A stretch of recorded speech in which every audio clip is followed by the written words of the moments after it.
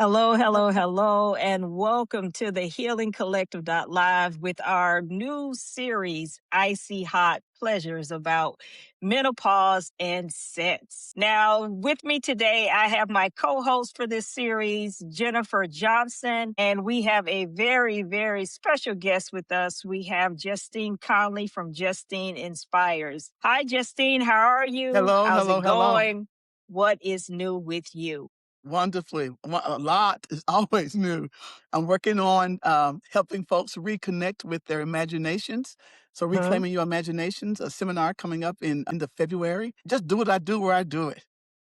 I like Okay. that. Yes, yes. Now, Justine, we're going to just dive right into the conversation about menopause. What has been your experience? How do you feel? Because I just don't remember a lot being said by my ancestors, my aunt. Definitely not my mom, but yes, I don't remember a lot being said. So, what's your take on it? My take is a lot has not been said. And I want to do a whole series of seminars of topics that women don't talk about. And menopause is one of them: pornography, Yes, fertility, some things yes. like that. Um, so, there was always talk about the curse, you going through the change, but it was all negative. And so a Mm-hmm. lot Mm-hmm. of what we have from me as well is I know what I know because I'm just naturally inquisitive and naturally trying to research and listen and learn. And so I had a hysterectomy when I was in my right before 30, 29 and 30. So it threw Okay. my whole everything off. And so I'm not regular or normal by any means, just with menopause. So no one has just period. So no one has walked me through how to think about it, how to engage it. But like I said, I'm just naturally interested and going, your body's changing. And so no one's talking about it. And so you just think you're crazy. You just think something's wrong with me. So all of those things. So I feel great in that I choose to focus on feeling great. And so I choose to focus on the positive rather than the negatives because don't get it twisted. There are some negatives. There are some hard places. And depending on where you show up with menopause or what stage you are and what level of understanding you have, it could be all kinds of things. So I'll stop there. You can ask me another question and I can further elaborate. Okay. Knowing that you have guided so many different women and the landscape we know has truly changed, what freedoms have emerged that you wish you could whisper to the 45-year-old Justine? 45-year-old Justine. What would you Woo! say to her? Woo! Uh, Ask more questions. Be your own best advocate. You're not crazy. Find the people from your tribe who not just think like you do, but further encourage you to ask more questions. Getting a female doctor who more closely aligns with my values, changing versus just staying, because you can. Being my own best advocate, living fully into who I was created to be versus holding back. My 40s were great in a lot of different ways. And so again, like I said, I was unusual in that I didn't know all the things to look for. I would have researched menopause earlier because your body does change. I have a Yes, young woman friend ma'am. that's 40. She's talking about, oh, this perimenopause. I said, you didn't say the M word, did you? Did you say the M word? And so she was like, woo, forgetting things in the middle of a sentence, thinking she's crazy, her body changing, just all the things. And so that has made a difference. Those are some things I would whisper to is take more ownership, one of all of who you are, but especially your body, your physical body. Yeah, I love that. I love that. And when you ask the question, speaking to the 45-year-old, I'm 45. So I feel like you're speaking to me. And when you said, you're not crazy, it was like I felt that because sometimes you're going through it and you do feel like you're crazy and like you're the only one or whatever. So yeah, that's why I love what we're doing and have these connections and these conversations so we can talk about it and let each other know, girl, you ain't crazy. You ain't crazy. One of my so what's funny is I have these women like, I thought you was my age, baby. No, I'm not your age. I got children your age. I got children your age. That, that throws everybody off.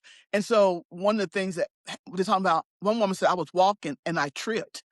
And she put it due to menopause and broke her ankle. Some other things that Wow. are happening. Yes. And so Wow. again, educating yourself and getting out of your bubble. I love sayings and phrases. It says it's hard to view the picture from inside the frame. Mhm. And so when you are going through all of this, it's like, ooh, this must just be me. No. And so begin to talk about those quote unquote forbidden subjects. They ain't forbidden to me. We're gonna go Yeah. there, and I'm gonna ask questions. And so, no, yeah. So really finding those people. I whisper to my 45-year-old self, "Baby, don't be afraid. What they gonna do? What they gonna do? What they gonna say? Right. Go for it. Own yourself fully. I can't say it strongly enough, but be okay with being okay. Own yourself." And so, asking some people, older, younger, doing your research. Nobody's coming to save you. So, Yes. baby, do your Yes. own research. And Thank so you for I'm saying learning. that. Yes. You're welcome. So learning more and more about taking ownership of you. Don't nobody owe you nothing. You owe yourself. Years ago, yeah, got 100,000 stories. Years ago, I went to see one of my favorite people and speakers was the Yana Van Zant. And so one of the women, she said she asked the spirit to put books under the chairs for the different people who walked through the audience before the audience got there. And a young woman stood up and said, "What do you do when you can't get over your first love? Or how do you get over your first love?" And you were waiting for an answer. And she said, "You don't, because you need to be your own first love." I said, "Drop the Mm. mic, drop the mic." We weren't expecting that. I know I wasn't. I'm thinking, still in it. But I've used it over and over and over, because how many times do we love everything and everyone else outside of us? And so if we can't Wow. love ourselves first, how can we know how to be a good model, a good example, a good friend, family member, whatever for someone else if we can't love ourselves? Mhm. Yeah. Now, Justine, you often sit with people when they are their most vulnerable and those sacred moments. So, how has this perspective shaped the way you see the spiritual and emotional transition of menopause? Hmm. And I never thought about it till you asked me the question. And I thought, okay, woo, think about it. See, I believe all of who we are is spiritual, all of who we are. From spending to whatever choices we make every day, they're spiritual choices and decisions. That's the first thing. The next thing is when I think about the Bible and I read the Bible, and especially Psalms 23, it's about movement. It's not about stagnation. It's about movement. And so with that movement, it's like, so where else is there movement? If the Bible is demonstrating this movement, how are we to be in movement and motion? What does that look like? And so menopause is just one of those places. You know, it says that a girl that's born is born with everything for being a mom, everything, but she has to grow into it. And so that's about change. And so if we fight change, we're fighting ourselves. Yes. We're fighting ourselves. And so rather than fight myself, I want to learn about myself. And I want to ask myself these questions. Okay, so what do I do now? Because this ain't pretty. This ain't cute. I'm not liking this. And so, uh, and it is a very vulnerable place. And when you are right in the throes and your husband, if you're married, think you're going crazy. And, I've been places where I have been on the stage speaking or doing something, and my face literally opens up and drenches with sweat. And so you're thinking, and I can people are thinking, attest to that. yes, you can. Yes, you can. And so people thinking, is she going to pass out? Is she okay? Is she going to die? Right before my eyes? What's happening? What's happening? What's happening? And I'm thinking, oh, I'm okay. I'm all right. So When I was performing my brother's wedding years ago, my biggest concern was don't get me patting my face with the washcloth in the pictures. Please just don't get me. So, ooh. And so you want to sometimes just crawl in the hole Right. rather than show up. Well, I choose to show up in all of my glory. I believe that God counts on me. Like, yeah, Mhm. she dealing. Yeah, they don't know she's gonna pass out. Get her some water. Get her some water. Yeah, okay. Give me some water. Yeah. So Sunday, I was at church and I'm a greeter. I'm starting to sweat. So one of the women, my partner ran in the bathroom, got me a cloth, wipe my face. But one of my leaders went and took a wet cloth, put it in the freezer, and then brought it back to me. Thank you, Mhm. baby. Well, this is helping. Put it back on my neck or on my wrists. Life is good. And so part of it is, I hope I'm not embarrassing Tanisha, but life is good in No. that, because she knew I'm going to show up as me, is Mhm. not fighting me and just owning it for better or worse and not making a big deal of it. And so as I'm not making a big deal of it, other people are like, oh, she all right. So she's still here and she's still dropping the knowledge that she's gonna drop. She's still spitting what she's gonna spit. Like, okay. And so, but dealing with people in their hard places is just sometimes saying, baby, I understand. Baby, I don't know. And that 45-year-old self again is not been afraid to say, I don't know. I don't Mhm. know. Mhm. Get back to you.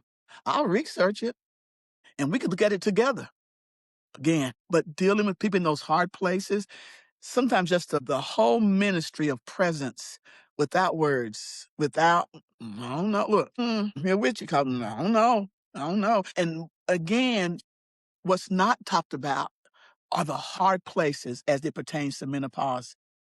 Because there are hard parts. You know, I ain't gonna use my parts. That's all I'm gonna say. So the dry, don't laugh, Tanisha. The vaginal dryness, the thinning of the lining. But again, researching these places where you're talking about it, you're dealing with it as a shame place rather than talking to somebody about it. Sometimes the incontinence, you don't know what all. So one of my friends sent me this. Group of women. One is a sexologist and some other coaches, and they do a seminar webinar like once a month on a Sunday night. The first time I went, they listed, listen to me, not 5, not 10, not 20, but 55, 5 symptoms of menopause. 55 different symptoms. Now you might, so I was saying, I I can started counting believe it. like, okay. I was like, Yep. ooh, ooh, now I'm on the other hand. Ooh, ooh. So, but again, what they're doing is educating and helping us realize you are not crazy. You are not alone. Let's talk about it. Let's have a conversation around it. All right. But here's what I was hoping they were going to be at my conference, because that was one of the things that when I originally started thinking about the conference with women coming of age is, yeah, women coming of age, you need to deal with menopause. And so, but we didn't deal with it there in that way, but we're going to, they're going to be here in Good. May. But here's a caution that I learned as I was on that call is, I went straight to my doctor. And because I've been seeing her for 10 years, the same doctor, woman doctor, whom I know and love. And so I asked her about hormone replacement therapy. He said they removed they removed the black box no, warning about it. Ooh, and I tell you, she ripped me up one side and down the other. Let me tell you something, Miss Conley. Now she ain't ever raised her voice at me. I'm like, woo, taking note, taking note. You have cardiovascular issues that you're dealing with, and da da da da da da. The last thing you want is estrogen running around your system. But they said there are 55 symptoms. I know what they said, and I'm still telling you, there are still consequences about long, what you call it, blood clots, and da da da da da da. I'm Right. thinking, Mhm. Right. okie dokie. I'm telling you. But I tell you, she read me the riot act. And here's what I would tell people: do your own research, because there are many doctors that are very conservative. There are many doctors that a lot of times Black women don't get to. They get the last. Because they Right. think we have a higher tolerance, and many of the studies that have been done have not been done with Black women or minority women. And so we're dealing with the white narrative as far as what the baselines are. Also, and until I'm listening to her. Because at the end of the day, if something goes awry here, where am I going first? To her. Right. And so that's my caution to folks. Do your own research. Just because it sounds good, don't go racing off chasing. You want to make sure that there's a lot of great therapies out there. Not a lot, but there are many great therapies. But get yourself some opinions. Like if you try to get a new windows, I think the first person to come in and measure your windows, and no, I'm gonna get 3 or 4 people in here. Okay, what's your bid? So Mm-hmm. that you can do your own research, be your own advocate, and know that just because one doctor says yes or one doctor says no does not mean it's the end of it. But I'm gonna do my due diligence. But when she went off on me, I'm thinking, all righty then. Well, one funny story. One funny story about this same doctor. I had to have a CAT scan type test. I don't like going through those tubes, right? Just hate it. Right. I'm like, doctor, I need a little relaxation or something. I need something. She said, Miss Conley, it's a 5 minute. It's a 5 minute. I said, listen, I need something. She said, Miss Conley, she said, I am too old to argue with you. I'm not gonna give you just She one pill. actually I'm said gonna that, give you two. Justine. Thank you. She And actually I didn't. said that I'm too old.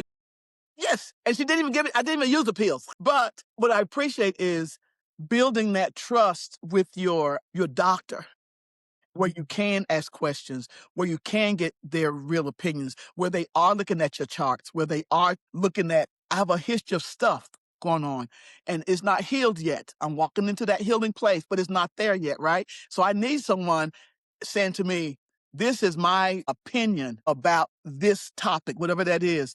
But a lot of women get dismissed and like, oh, it's just aging. Oh, it's just something. It ain't just nothing, ma'am. I'm telling you, something is going wrong. And so you need to chart your own body changes and then begin to listen with a discerning ear and then look at what are the things that's lining up and then ask more questions. A lot of the research is still rooted in these white ideals. Mhm. And, you know, now more of us are speaking up and saying, this is happening to my body. You know, what can I do? And a lot of the research, like you mentioned earlier, is not even done with us. What do you think about that? Well, but I can't change that. But what I can change, so it's like changing what you can change. So Hmm. there are times you got to sign up for some of the test Studies, research studies. How are they going to get the results if we're not signing up and researching? And again, knowing what the what the side effects might be. But again, right? we're doing that research, signing up, asking about. I went to see the doctor about my specialists have specialists. And so I went to see the doctor about some things and immediately, without even fully checking me out, she wanted to recommend medicine. I'm like, no, That's ma'am. the go-to. What else you got? And that's what they do with seniors and older folks. So I said, what else you got? She said, well, I got this rehab. Okay, let's try that. No, ma'am. No, ma'am. You don't just get to assign me nothing without an explanation and without I have rights. And so knowing your rights and knowing that, okay, but I can't stress enough about asking questions. What are the side effects? Are there other drugs? Why are you choosing this drug versus this drug? More than just what would my insurance pay for? Right. Okay, so what else? What are my options? What are next steps? Or what are the outcomes that we're hoping for with this treatment? So Yeah. those kinds of things. I know on our live the other day, you talked about, you asked the question, Tony, about the hormone replacement therapy. So what are Right. your thoughts about that? Like, do you agree with it? Do you, think that that's a good help for someone that's in menopause? I'll say again, do your research, check with your local doctor. And again, many doctors are very conservative. There's pellets that I've just learned about. So different kinds of hormone replacement theories and strategies and methods. Do your research. And I don't have an opinion because I really want to be careful because one, I'm not a doctor. Two, Right. I am gonna say because I have firsthand experience, it's like I'm gonna deal with my doctor. Now, if I go against her judgment, it's only going to be after I've been to another doctor who looked at all my tests, who have a history with me, and who can say, here's why I recommend a low dose or a this dosage or no, because you are already in menopause. You are in those places. And here's why you don't need this, da da da da da da. Here's why you don't need this. Here's why you don't need this. So how do you deal with? And so I still do, with the fog at different times, with Yes. the I don't have the hot Yes. flashes nearly as much as I have, but we laugh. We laugh about here she go. She's hot right now. Oh, now she's cold. Yeah, just work with it. But again, deal with your trusted practitioners. And so we did this. I went to this one of these sessions on a Sunday night, and there was a medical doctor, and she said, "I'm not practicing right now, but I wish I could recommend hormone replacement therapy to all of you, or get you." To me, that's dangerous Yeah, that because is. you have a vulnerable crowd. You are a trusted professional. You are on this platform with two trusted women that people are trusting and knowing are coming. There were 55 women on this session that night, right? Wow. And so to me, that's dangerous because many of us are very, very not only gullible, we don't always read, we don't always know how to ask questions, and we're looking for any help we can get. And so rather than going off like I did, it was so funny. Oh my God. I still replay it in my head. Now, is it the end of the conversation? No, it's not for me. Right. And so, so being in some circles where there are Black women doctors, and I've had the privilege of being on panels, and I was the only non-medical person. Like, okay, on some of these different panels and different things. And so, but taking the opportunity to follow up with some of them. One of the doctors that was on at our conference recently, a general practitioner, and she's like a concierge doctor. Pay her through subscription. She's out of the system because she said, I want to be able to treat my patients. And so Right. she and I are going to work together. She said, I don't know of anyone working with young girls who, before they get their periods, we're going to get that seminar done because how Mm. many girls don't know about their bodies? How many Very girls, many. but it's on the other end, but it's bookmarked. And so how Right. you learn to ask questions about your body early, you will hopefully at every age and every stage be asking questions about your body and thinking about what are some of the things we're going to see. So she said, I've not seen anyone. She said, I have my patients, parents asking about that. And there are books. I said, I want to go beyond the books and have some conversation with some girls around this topic. I would love to have it, take it to churches who have built-in groups and take it beyond there. But a lot of girls have no clue. And I remember one little girl said, it's going to come every month. Oh no, just Yeah. no. But Yes, again, baby. Every month yeah, she gonna yeah, show yeah, up. baby. Unless, you Unless pregnant something or something right, wrong, yeah, it's gonna right. come every Something month. else going on. Yeah. Look, sometimes you'll be like, ugh, other times like, ooh, thank you, Jesus, it came on. Yeah. So, just depends on the situation, baby. If We it's a talked good one or a about bad. we talked last night, someone who was in her 50s, Jennifer, who Yeah. found out that she was having a baby. And I was thinking, right, I said I'd be like this. I'd be rocking and crying. Yes. Oh my Those who gosh. turn 40 say, oh God, no. I said, no, it can't be, can't be. Yeah. Now that gave me chills. That gave me chills. Oh, we. Yes. Okay, I'm back. I feel for grandmothers who have to raise grandchildren because you're now talking about 2 and 3 generations away from that Right, baby that you take care of that child. right, right. I did youth ministry for 20 years or Hmm. 25 years, and I'm so grateful not to be working with teenagers right now. Ooh, ooh, yes. And part of it is I'm probably more qualified now because I'm at this age Right. and stage. But me and some of the girls used to go there. Like, but Miss Justine, I can't believe you asked me that. Really? Yes, you can. Yes, you can. So what I used to figure if I could ask them questions, they could ask me questions. Ooh, and I'd be Right. embarrassed, but baby, I'm like, okay, I'm gonna tell you something. What's the truth that you can handle? Much as you can handle right now. You know, so much of our culture is geared towards young people and youth. Mhm. And knowing that so much of our culture is geared towards them, how do you handle now embracing fully who you are at this age and stage and accepting the body with the droopy breast and the forgetfulness and all those things that come with the aging process? So, what do you think about that as well as accepting your body as it is now? It's been a process, an ongoing process. A year and a half ago, when I went to platinum, Mm-hmm. I never Love it. thought, thank you, Love I it. never thought, I didn't want gray hair at all and Okay. would fight it. And I said, until these hands can't do it no more, I'm going to be, I'm gonna be wearing brown. I'm gonna get dyed. But I remember sitting in the barber chair and he had cut my hair down and we usually dyed it a pretty brownish color. I love the brownish color. And we were sitting there and he shaved it down and I had some breakage on this end right here. And he said, well, what you want to do? I can take you lighter. Take me lighter. I went, whoo! He said, sit over in the chair, think, pray, meditate, do what you do. I'm gonna cut this person's hair.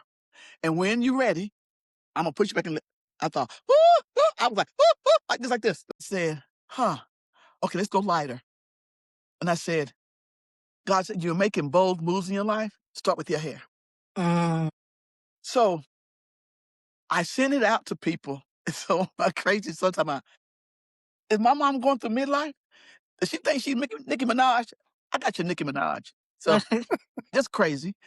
But when you cut your hair this short and you go natural, you can't hide anymore who you are. Hey, you gotta own it. You gotta own it for better or worse, right? And I remember when I went from getting my hair permed in a cute little shortcut to natural. They're like, woo! And then went even shorter, like, woo! What's happening? And then to go platinum or yellow, beige, blonde, whatever color this is, depends on how it died. So you gotta own it. And so a lot of men who are still oversized boys haven't worked out their issues. They're not ready for older, more mature women. And I understand. Well, why wouldn't you if you can go younger? Because she don't know any better. And so who are you destroying and messing up, going from place to place to place? And so, because I thought I was too much. I thought that something was wrong with me because I've never been married. I'm like, what did I do wrong? Did I miss that lesson? Man has never taken care of me. I'm thinking, did I miss that lesson? Because ain't no man got my hair, no one done my hair for me. No one done paid for my bills. I thought, oh, now I get it. If you let a man play house, he's going to put money where he's playing house. We can't play house here. Those are my standards, and this is as a follower of Jesus Christ, but who I want to model. Now, I ain't being perfect, don't get me wrong. Don't get me wrong. But what I am saying is values. And so walking up, you better have some values. And so I want to work with young girls who don't value anything beyond their bodies. And then when their bodies are used up and whatever, they feel like, well, okay, I can take whatever else. No. And so part of the changes is owning it for better or worse. Hey, hey. And so I was not always there. I've grown into myself. And as I'm continuing to grow into myself, you get all this, baby, all of this. And so rather than All of fighting, this, but not for free. it says you don't get access, you don't get a situation access uh, with But the no commitment. situationship, Situationship, no, I don't want that anymore. No, no, no. But again, it's taking me into this age, not into my whole age, but it's taking me into these ages to finally recognize that I am the gift, that I am whole, that I don't need to be fixed, that I deserve good things because I'm gonna give good things. So the body's changing. Men's bodies are too. And I read this yes. thing where a guy said his cousin was dating a woman for 8, 10 years and going out and do all kinds of stuff. And so after a long time, he wanted to settle down and she said he asked her to marry him. She said, you got diabetes, you got erectile dysfunction, you got this. And when I was ready to settle down, you weren't ready. I ain't gonna be your nurse or your purse. No. I'm out. Wow. Again, I've heard women say, I don't want to be your nurse or your purse. And so, but part of that I'm is, gonna have to steal that one. I'm sure I stole it. So listen, take it on, baby girl. But think about it is when you get to own yourself, you don't have to just take what someone gives because they're giving it. And so folks like, well, any man is better than no man. Depends on, no, you know, but realizing how do you own your own body for better and for worse? And that change is inevitable. I just know for me, God is continually inviting me to change and grow. And there is no growth without change. None. It's not possible. You can't stay the same and expect different results. And here's one of my favorite quotes that I use. I stole it. It says, if nothing changes, nothing changes. Changes. So embrace it for better and for worse. Okay. Control what you can control. I want to live my best life. This weight is not my best life. But today, I have a mantra that I saw. The third part of it is, I am grateful for what I have right now. Right now. So if you come into my web of right now, you get my right nowness. Oh, I just made that up. You get all of who I am right now. Your right nowness. I like that. I just made it up. Yeah. Still in it. Write that down. My right Yes. nowness. But that's so oftentimes the enemy of our soul try to take us off of the right nowness in order to look ahead or back. And Tony Robbins, who's a well-known speaker and inspirational speaker, teacher, stuff, he talks about we live in there are three tenses, and we live in one or two, the past or the present. And so very rare, past or the future, very rarely do we live in the present. But when we're able to be present with ourselves and be able to live in that place, there's a peace place. Yes, I'm learning that is where real life happens, to live real Mhm. in life. the present. Absolutely. Yeah.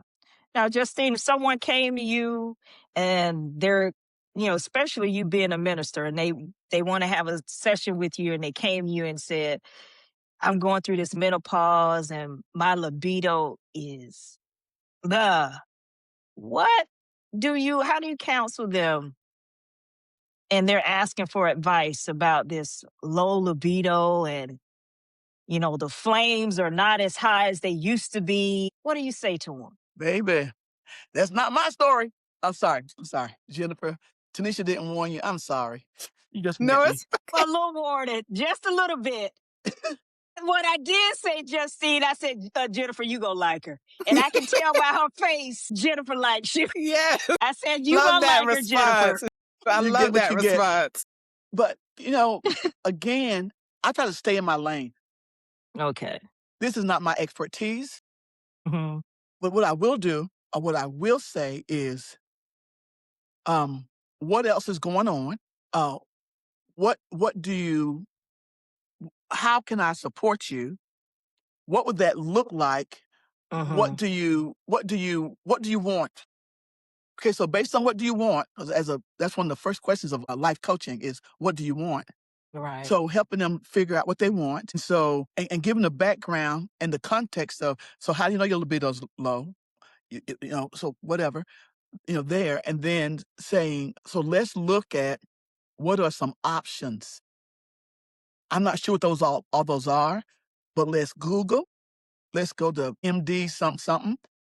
Your doctor, if you have a medical doctor, that's a person Hmm. that can help answer that. What are some creams, or the estrogen creams, or different things that you can use? But again, all those things are prescribed. So you hear me keep talking about your own medical practitioner, Right. whoever that is.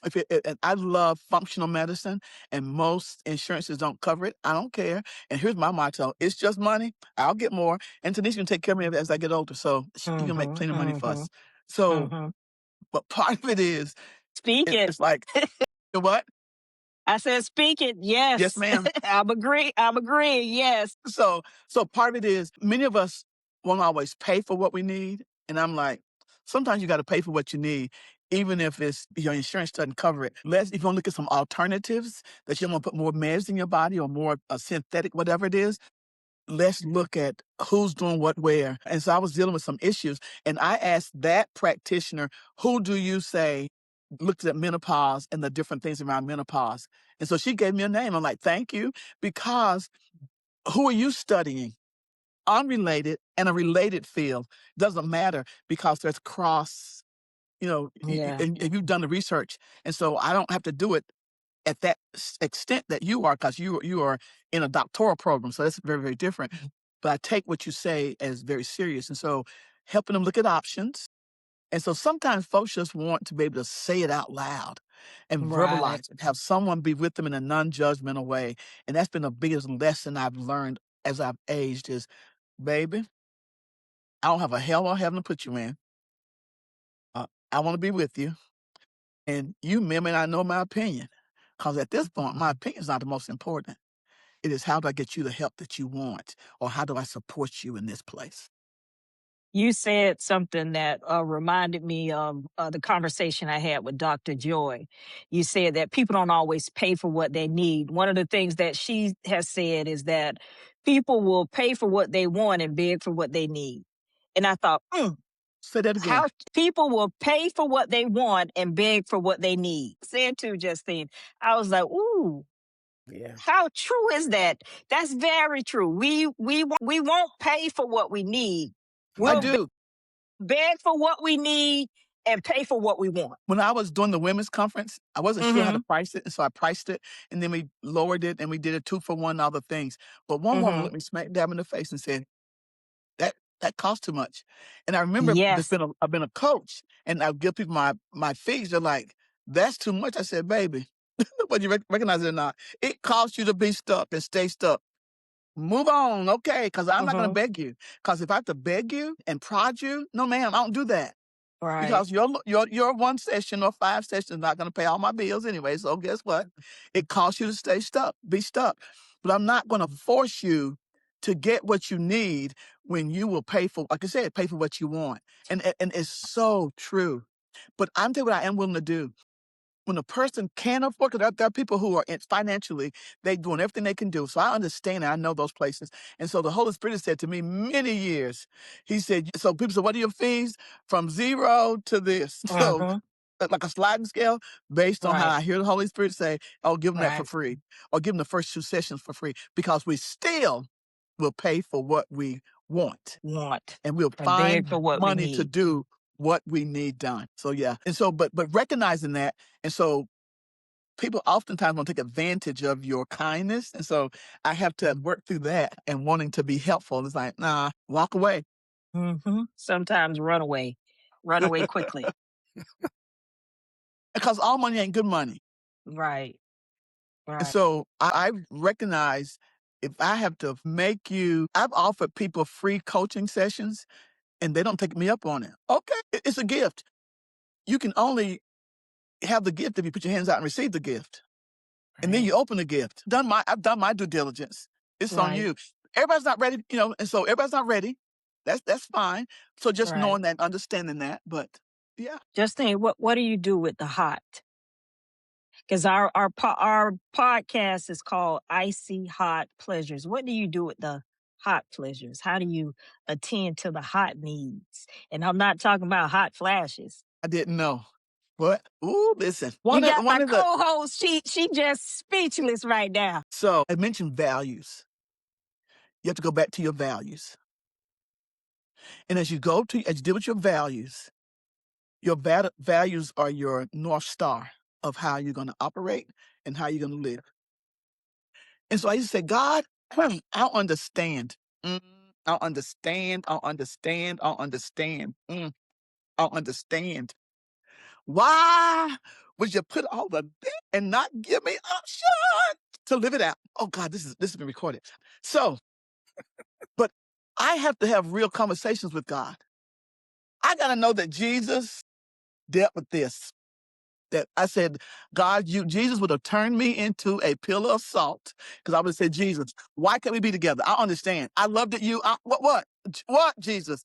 He would say, Justine, get behind me. Jesus. See, I'm gonna keep it real. I'm gonna keep it. And so I gotta know that Jesus dealt with what I deal with. So I had someone one time explain it to me, said, you know, we act like abstinence or we act like having to do without whatever is the worst thing that can happen. Say, for instance, I have a husband and he is not able to perform for sickness or whatever reason. Because I Right. love him, I don't have a license just to go and cut out on him because I can't get my needs met. So Tanisha and I talked years ago about someone she knew talked about, Tanisha asked her about sex and she said, Tanisha, only food, water, and something are necessities. Sex is not one of them. Says who? So again, so for me, it comes back to my values. I don't want to be casual. I'm not going to sleep Right. around. Right. However, I'm telling I can't say what I was going to say. Uh, there are What's your days, phrase, Justine? You among friends. The rest don't count. but yeah, right. Having to really navigate this on a day-to-day basis. Give you, for instance, when I was working and when I worked all week and I come home and the weekend and it's Friday night, it's like, what do I do now? And it's more than just sex. It's about being connected. It's about I like being touched. I like kissing and I like all the things. But I had some men tell me, look, I ain't no 18-year-old boy. You can't kiss me like that and not plan on doing nothing else. I'm thinking, whoo, you got a point, sir. But whoo! And then I went back to 1 Corinthians 13. It says, love is patient, love is kind, love does not demand its own way. And the Holy Spirit began to show me how I want to play over here is demanding my own way when I'm not willing to take it to its natural end. And when I say natural end, natural Because it end. is. Yes, it Right. is. And It so is. how do I not put myself in those places? I try not to watch movies because I don't need none of that. I don't need none Right. of that. Right. I don't read sexy novels because I am sensually stimulated because I live. Okay, I'm gonna say something. I used to mess with men. I used to mess with men. I used to play with them. Had known my friends he would tease. I was worse than the tease, because I got words and I could paint a picture for them, and they're like begging no, and then walk away like I don't want to do that no more. Part of part of caring about them is I don't do that no more. It's woo, so Okay. woo, but really owning it, and so a lot of women my age just like, oh, just love Jesus. You go love Jesus and you send somebody to see me and we'll talk then. But again, acting like, oh, it's just me and Jesus. And I like the guy, so don't get me wrong. And I know I can't play those games because I know what my needs are. I am not casual. And so I can't. So my next date is I'm going to learn quickly. You want something serious or keep on moving? And you'll Right. know quickly. Right. I'm not Right. casual. And I've had opportunities and I was like, whoo, salivating. Don't get me wrong, salivating. Right? Sorry, Jennifer. All the Behave, things. Justine. We got a new friend, Jennifer. I met her through It's TikTok. okay. It's okay. Part of it is many women don't talk about it. And so not only did not talk about it, we talk about women carrying their stress and their unmet stuff. Look right here, this Right. place right here, it's like a kangaroo that carries its young, it right down there. And so they stuff it. And so I don't want to stuff it. And my friends like, oh, there she go. Yeah, there she go. I'm gonna talk about it. I'm gonna talk about it. I'm gonna talk Right. about it. And I'm gonna still, God, Holy Spirit, I know you to be a keeper. And I know you can keep me until whenever. And I said, God, I don't trust my picker. So you're gonna pick for me because I don't trust my picker. Because And so I used to say crazy stuff. I'm not gonna say it out loud. I'm not gonna put it out there in the atmosphere. Okay. Okay. I'm not. But part of it is telling yourself the truth. I Yeah. desire to be in a relationship, but I want a relationship that's holy, that's righteous, that is in line with my values, that is his value too. And so when we do get in, we going in because I believe sex, one, originated with God, and he meant it for a place, a holder. And so I regret all the places where I have given myself because the women are the ones that are deposited into. And so all those spirits, and they're fighting. I want to get spiritually healed and clean. So when someone does do the entering, it's a worship experience, but really wanting to honor God. But here's, I want to say this. I know women who are sexually active as a way of life, and that is on them. That I say, what between you and your God, what does people can't convict you if God doesn't. And so whatever that looks like for you, work out your own soul salvation with fear and with trembling. And so I am working mine out because I'm going to give into, go in with God, but I'm going to also tell some truths. Baby, this ain't no easy walk. And so the Right. other is, like menopause, I am involved with women of all ages. Right. And so knowing women who are waiting and trusting God with their bodies and say, baby, you can't let him do all the things.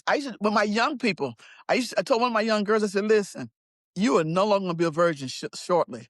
Why you say that? Kiki. I said, because you let that boy lay up in those big breasts, and then you don't go back to ground zero. You pick up where you left off. It's just a matter of time if you keep going down the road that you're going. And she said, and then she wanted to call and tell me what happened. I'm like, I'm not going to hear it. You are not going to relive it. You're not going to relive it by telling me, no, ma'am.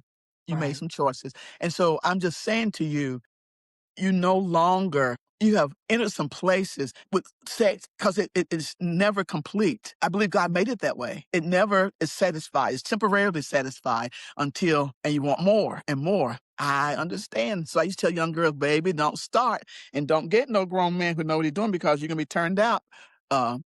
Baby. Because it's true. Because we were Right. designed for sensual, for pleasure. And so I understand that. And I work with it. I work with it. But I try not to feed all of that stuff. And so I know that it's real. It's real. I don't play those games. I don't play those games. And when I want to go searching the web and whatever, I'm like, Shut it what down. are you missing? And what are you trying to feed? Mm. Okay. And so if it's loneliness, name it. Don't sweep it on the rug. If it's wanting to be connected, name it. But not just act like it don't exist and just, I don't play those games. Mm. I keep it real with myself first. Thank you, Justine.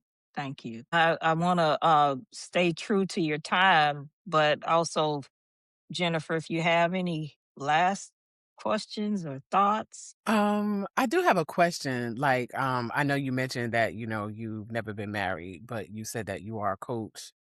Like, I'm glad that you spoke about your desires and you was honest about, the sexuality and how you feel about that.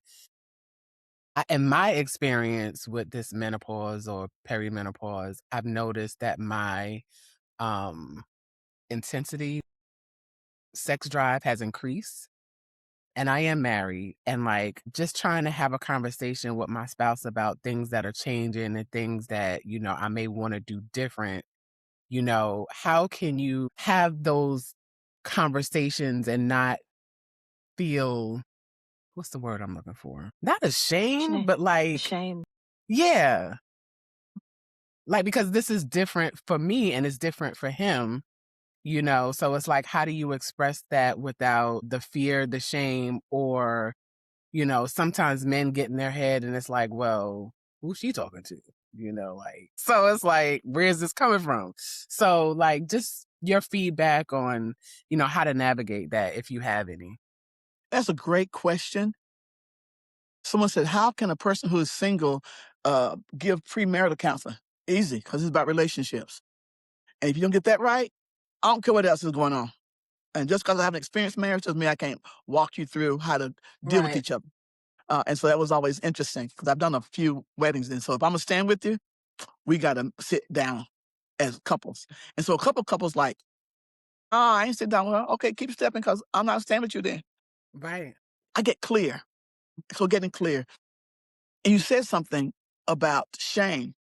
Mm-hmm. Start there Okay. with where's the shame coming from? Mm-hmm. Why is there a shame with this covenant partner, and identifying that and getting to the bottom of that place and having real conversations. And so if you find that you can't have the conversation, getting a third party to come in and help you all hear each other. so that you can address it. Oftentimes, what I've experienced with men is, I don't know if I keep it as clean as I can keep it. Too many men think they're good lovers and they're not. And many men are transactional. One hit, two hits, through. I'm ready to go to sleep. Hello, I'm still over here. And so, okay, I'm back. And recognizing, have you been able to clearly communicate your needs? Mhm.